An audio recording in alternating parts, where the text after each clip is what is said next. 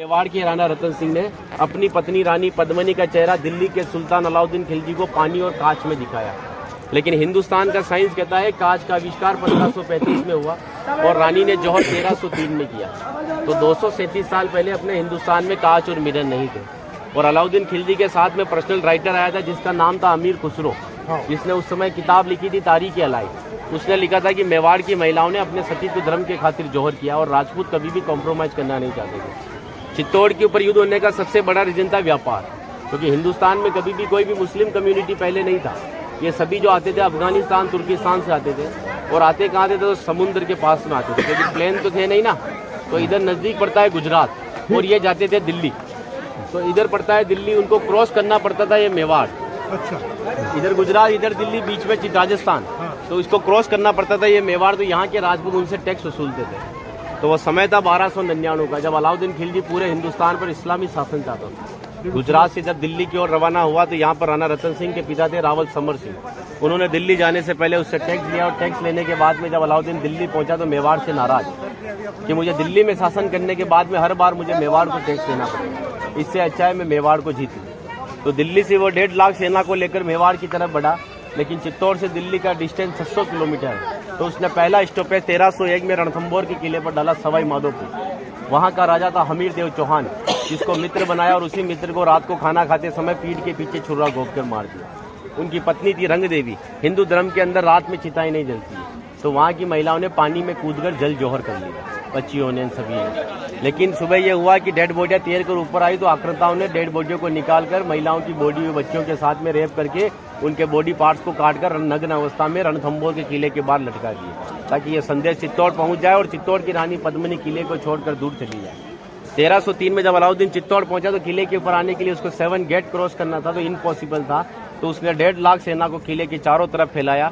8 महीने के बाद में किले के ऊपर खाने की कमी आई तो रानी पद्मिनी के चाचा भतीजा गोरा और बादल ने राणा रतन सिंह से कहा कि हमारा राशन खत्म हो रहा है और जब ये भूखे और कमजोर सेना से हम युद्ध करवाएंगे तो ये युद्ध नहीं कर पाएंगे। रतन सिंह को बातचीत के लिए 7 गेट के नीचे भेजा तो अलाउद्दीन खिलजी ने उनकी गर्दन पर तलवार रखकर झुकने के लिए कहा, लेकिन मेवाड़ का राजपूत सर कटाने के लिए मंजूर होता है लेकिन सर झुकाने के लिए कभी मंजूर नहीं हुआ।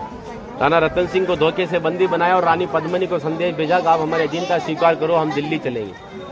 रानी पद्मिनी कहती है जो नरसंहार तुमने 2 साल पहले रणथंभौर के किले में किया तो यहाँ की महिलाओं के साथ में भी वही होगा।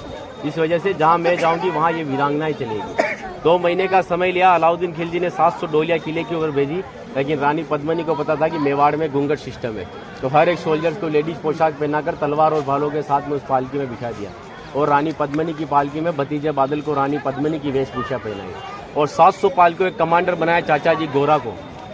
गोरा जब पालके लेकर 7 गेट के नीचे गया तो अलाउद्दीन खिलजी से कहा कि रानी पद्मिनी दिल्ली जाने के लिए तैयार है, लेकिन जाने से पहले अंतिम बार अपने पति से देखना चाहती है। जिस जगह रतन सिंह को बंदी बनाकर रखा गया, जब वो पालकी वहाँ गई और रतन सिंह जी ने जब घूंघट हटाया तो घूंघट के पीछे का जो चेहरा था वो भतीजे बादल का था। और बादल कहता है कि महाराज हम 20,000 है और ये 1.5 लाख है, एक राजा अगर नहीं लड़ेगा हमारे साथ में तो हमारी सेना का मनोबल कमजोर रहेगा। इसी वजह से राणा रतन सिंह को पालकी में बिठाकर किले के ऊपर भेजा। जब रतन सिंह जी किले के ऊपर आए तो किले के ऊपर आने के बाद में उनकी जय जयकार में हर हर महादेव और जय भवानी के नारों से किला गूंजने लगा। अकबर कहता है कि 8 महीने से तो किले से बच्चे की रोने की आवाज़ नहीं आई, लेकिन 700 पालकियाँ जब किले के नीचे आए तो किले से जय जयकार हुआ है, मतलब हमारे साथ में धोखा हुआ है। हर एक राजपूत कटने के पक्ष में था लेकिन झुकने के पक्ष में नहीं था। 20,000 राजपूत युद्ध में गया और अलाउद्दीन खिलजी की 1,25,000 सेना को मार दिया। बचे हुए दुश्मन जब किले के ऊपर आए तो महिलाओं ने अपने सतीत्व धर्म के खातिर हिंदुस्तान का सबसे पहला और बड़ा जौहर 16,000 महिलाओं के साथ में जिंदा आग में जलकर किया। यहाँ पर भी रानी पद्मिनी के महल में कांच लगाए गए थे। वो कांच लगाए थे पंडित जवाहरलाल नेहरू ने, क्योंकि एक पद्मावत पिक्चर के एक राइटर मलिक मोहम्मद जायसी की किताब को प्रमोट करने के लिए जवाहरलाल नेहरू जी ने उस किताब को आगे बढ़वा दिया। ये रानी को आईने में दिखाया, लेकिन हिंदुस्तान के इतिहास में कभी मेवाड़ गुलाम भी नहीं बना तो आईने में किसको दिखाया।